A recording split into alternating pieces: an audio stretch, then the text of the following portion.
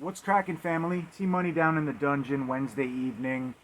Here to bring you guys another collection update. So, hope everybody's doing well.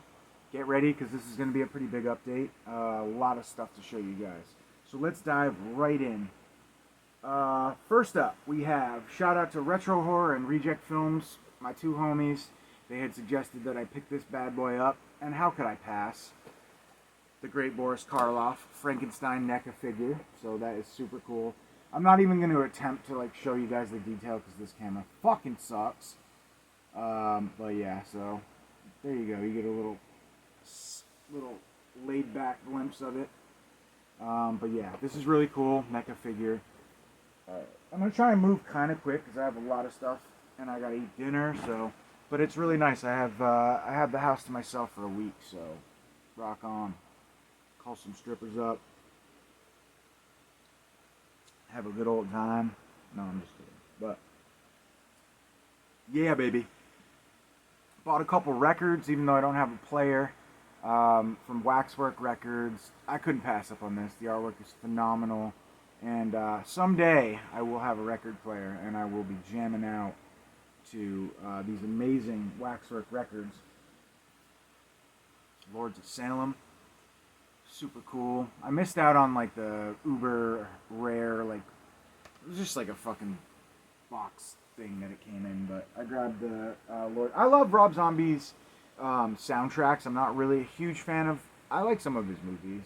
Devil's Rejects by far my favorite. I love House of a Thousand Corpses too, but Lords of Salem, I don't know. But his soundtracks are great, so I had to pick that up. And last, but certainly not least, we have this beautiful Alice, Sweet Alice record from Waxwork. So, my apologies if I didn't show you the backs of those other two, but yeah, couldn't pass up on that. That is just gorgeous. I heard the record itself is like yellow or orange or something, so that's really cool. Great soundtrack. Alright, let's get into the update, shall we? So first up, we've got a film presented by Guillermo del Toro. Now, a buddy of mine just got married to a woman, I think from Spain or some Spanish-speaking country, and he's been asking me for horror film recommendations, but they have to be Spanish. So, I recommended The Wreck. She had seen it. Then I gave them Sleep Tight. They really enjoyed that. And then I asked on Cult Media Facebook group, what else do you got, guys? Give me some recommendations. And a lot of people commented and gave me some awesome recommendations. So one of them was this, and it dawned on me that not only did I haven't seen this, I didn't own it, or vice versa. I guess it's more important that well, fuck it. Anyways, so picked it up. Super cheap too. The case was dinged up, so I put it in a clear case. But yeah, I watched this the other night, and I like Guillermo del Toro, but I feel like his horror is very PG. It's soft. Some of it's not, but I don't know. This is just more of like a suspense thriller ghost story. You know, a woman adopts this child who's got all these issues. Then there's this whole looming, this beautiful scenery as always for Guillermo. So he didn't direct this, but I think he presented it, maybe produced it. But it's the villa or whatever, the mansion in the movie, incredible, great atmosphere. But the actual movie is just kind of soft. It's slow, but some good, some pretty creepy sequences for sure. But yeah, this woman basically is tormented by these ghosts, and there's this backstory that has to do with I don't want to spoil anything, but it was good. I didn't think it was great, but my friend will probably enjoy it because it's not like pieces or something super gory or anything like that. So yeah, that was The Orphanage. Ooh, let's knock that over. Then of course, picked this beauty up from Eureka. Big fan of this movie. It's slow, but the last like half hour, it totally, and the atmosphere in the woods, that rural, just the whole atmosphere of this one I enjoy quite a bit as well, and the practical makeup effects of like the mutated beast monster are just amazing, and so yeah, a huge fan of this movie ever since I first checked it out. The Prophecy, or Prophecy, not to be confused with The Prophecy with Christopher Walken. This one is John Frankenheimer film, and yeah, it's got I forget the dude's name now. That dude. It's actually, I don't think it's him. Can't remember what that dude's name is, but anyways, yeah, great movie. Check it out. That dude reminds me of one of the guys from, I think, the Lucio Fulci film, and it's not him, but I keep thinking it is because he looks just like it. And it's not him because I would recognize his name if I saw it. And yeah, so we have it. Great film, though. If you like monster movies, highly recommend it. Then we have, I'm dropping shit all over the place. Sorry guys, fucking bending my elbow. Jesus. I need a new fucking house just for my movies. Literally. Alright, sorry. The Dark. Watched this one for the first time last night, and oh my god, this movie was good. Sci-fi horror, great practical effects, very doomy, dark atmosphere. I really highly recommend this one if you haven't seen this. This is a re-release from Code Red put it out initially, and MVD's buying them all up now. So this has got the slipcover, and I think it's got a poster. That's the only difference between the original Code Red release. Same transfer. But yeah, highly recommend this one if you like sci-fi horror. Alright, next up we have Two Evil Eyes. Great movie. George Romero, Dario Argento come together and make an anthology film. Two stories. The Black Cat and I think the disturbing case of Miss Vladimir. What is it called? The case, the facts in the case of Mr. Vladimir. And let me tell you, of the two, I highly enjoy the first one. I think it's just really creepy. Good atmosphere. It's like this woman is having an affair and she tries to kill her husband, but I don't know. It's just really creepy. I remember this. There's a scene I think in the basement when he's in a refrigerator or something, and just his presence, even though it's not. They do a really good job of making this guy who's dead haunt. I don't know. It's just a haunting.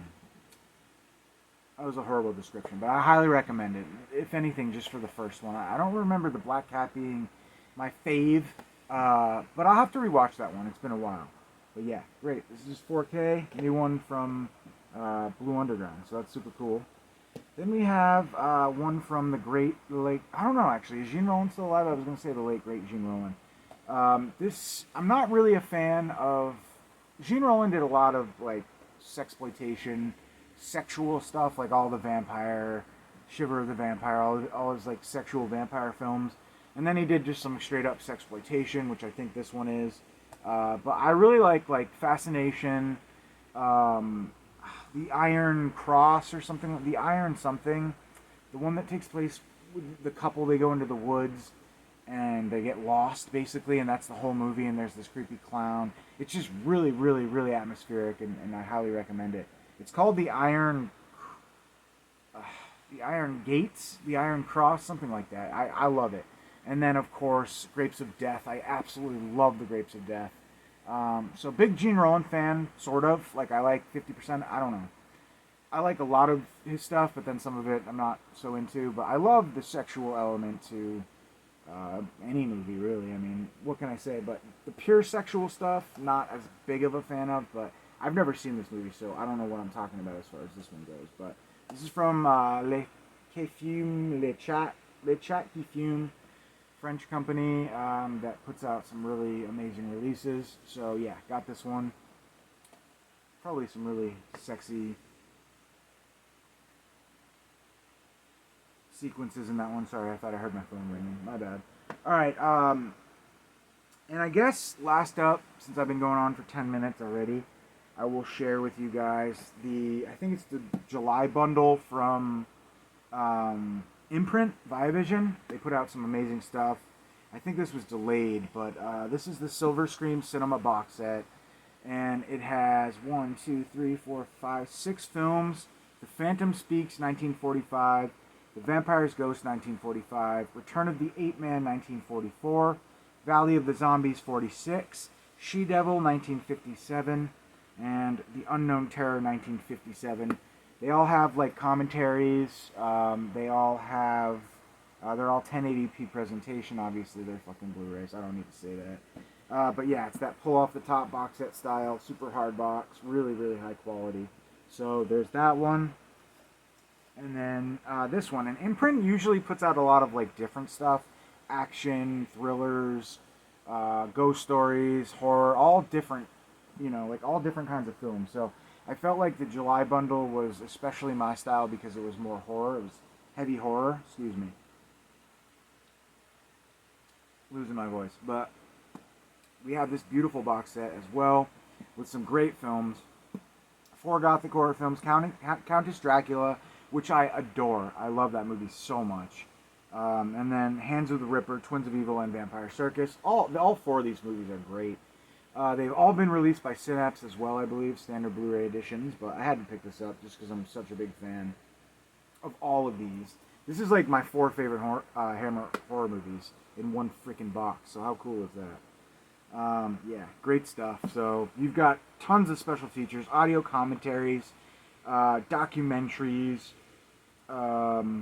featurettes, all kinds of stuff. Interviews with cast and crews, Ingrid Pitt. So it's super cool. This is a stock box set. Unfortunately, I haven't opened it yet, so I can't do it yet. But great set, great movies, awesome. Had to grab that.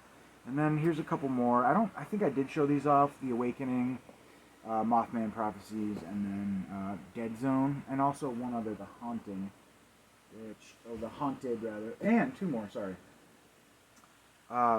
So yeah, this was all I believe the July bundle, with the exception of Mothman Prophecies. I think that came out separately, maybe.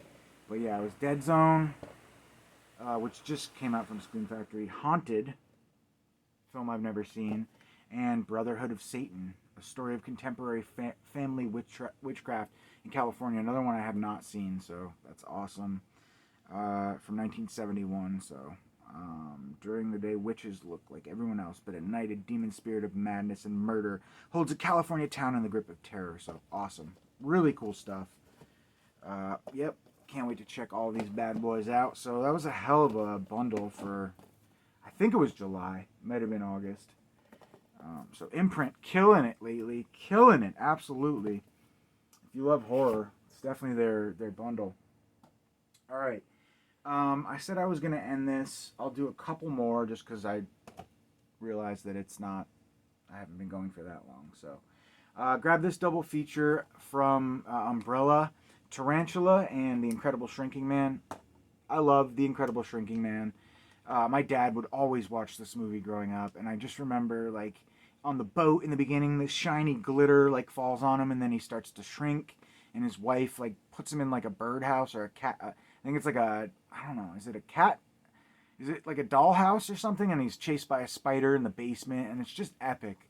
It's so good. And then Tarantula is also a pretty good one, too. Black and white. Good practical, old school practical effects. You just can't go wrong. So, yeah, good stuff on that double feature. Umbrella's been putting out a lot of like retro sci-fi double features, so really cool. And then I grabbed this one for another one for my 101 Films Black Label collection, The Cooler. Never seen this movie before, but pretty awesome. Of course, that's William H. Macy on the cover. Let's see. Working in one of Las Vegas's few remaining golden era casinos, Bernie is employed by the ruthless Shelley to end the winning streak of anyone whose luck is on the up. But life in the bad luck lane has taken its toll, and after working for Shelley for years, Bernie's decided to move on. He meets the hard-bitten Natalie, and life takes a turn for the better. But as his fortunes change, so does his ability to cool a winning streak. And soon, an unhappy Shelley decides to make sure that Bernie never feels happiness again. So, I don't know why I read that all. I know you guys hate that, but I get caught up sometimes. I think I showed you Trespass. I had ordered this one as well from eBay just to complete my 101 label line. So, my apologies if I did. Then I got this amazing, what is this? Cat of Nine Tails. The Italian screws me up every time, German, whatever. This is the Arte Original edition of the Cat o' Nine Tails from Arrow Video, 4K release. Classic, classic Argento. So chock full of special features, new K4K, new K4K restoration, interviews, commentaries, the whole nine. I mean, this movie's been put out a million fucking times, and I'm starting to really ask myself why. Why am I doing this? Why? How many times am I gonna own Cat o' Nine Tails? How many times am I going to own, you know, all of the Argento movies? It's just they just keep re-releasing them over and over and over again. And Deep Red's coming out. What's the other one that just came out? I don't know, man. Stop, Arrow, stop it, please. It just gets annoying after a while, It's like, what the fuck? And then your limited editions start to become like worthless. So yeah, I'm just kind of over it, I guess. I don't know. But anyways, I digress. Still a beautiful release, of course. Pick this random up one with Marlon Brando, the Wild One. Never seen it, but we'll check it out sometime soon. Looks pretty classic. I think we'll stop there. We're at 6 now. Fuck it. Alright, one other thing. So we will do the new Severin Films bundle that just came out. Got this in the mail yesterday. We've got Overboard, comedy movie. I don't know why they put this in there, but funny, but just not really, doesn't really fit with the, I think the producer or the dude from there said, like, that's what happens when you get drunk and on a bidding war or something. This movie, on the other hand, is absolutely fantastic. I highly recommend you check this out. If you've not seen Retribution, just one of my favorite, like, possession, demon, devil movies ever. Code Red put this out. Code Red introduced this movie to me, so shout out to Bill Wilson for originally putting this one out on DVD and then Blu-ray, and now we've got this beautiful release from Severin of one of my favorite possession movies ever, Retribution. Highly recommend it, so check it out if you haven't seen it. It's just creepy. Love it. And then you have Evil Dead 5, also known as what? Which one is this? Ghost House, I think, maybe? Ghost House, was it? Or which... something. 88 Films and Scream Factory put this out as well. But this is the alternate title, the illegal name title, Evil Dead 5. Is it Witch House? Ghost House? Neither? No, it is neither. It's Beyond Darkness. Beyond Darkness. So, pretty good movie from what I remember. Run of the mill, but I do remember enjoying it quite a bit. So, yep, there's that one. Then we got a bunch of like weird, like, I guess futuristic, like road warrior type movies. Italian. So we got one from Ruggero Deodato, Raiders of the Atlantis. So I guess the Italians were kind of jumping on that, like, Mad Max theme, maybe.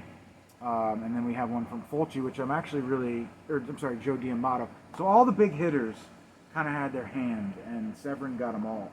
So that's actually really cool. You got Lucio Fulci's Warriors of the Year 2072. And I've never seen any of these, so Endgame, Joe D'Amato, awesome. And then Ruggero Deodato, Raiders of Atlantis. So that's actually really sweet. 3 awesome, fun covers of some fun, probably cheeseball Italian takes on like futuristic road horror, or not road horror, but like road action. So stoked on those. Then I grabbed this. I don't even know what this is. The Masturbating Gunman. The worldwide Blu-ray premiere. Sensitive New Age killer. Stressed to Kill and Purgatory Road. Emerged as one of the most blah, blah, blah, blah, blah, blah, blah. Mark Savage created one of the most over-the-top underground films of our time, featuring a cast of family, friends, and livestock that includes blah, blah, Savage tells an epic tale based on a true story of extreme violence, compulsive wanking, avenging nuns, and olfactory genius, also known as the Masked Avenger versus Ultravillain in the Lair of the Naked Bikini. This unclassifiable nugget of cult fodder is now remastered in HD for the first time, so it just sounds like it's batshit craziness.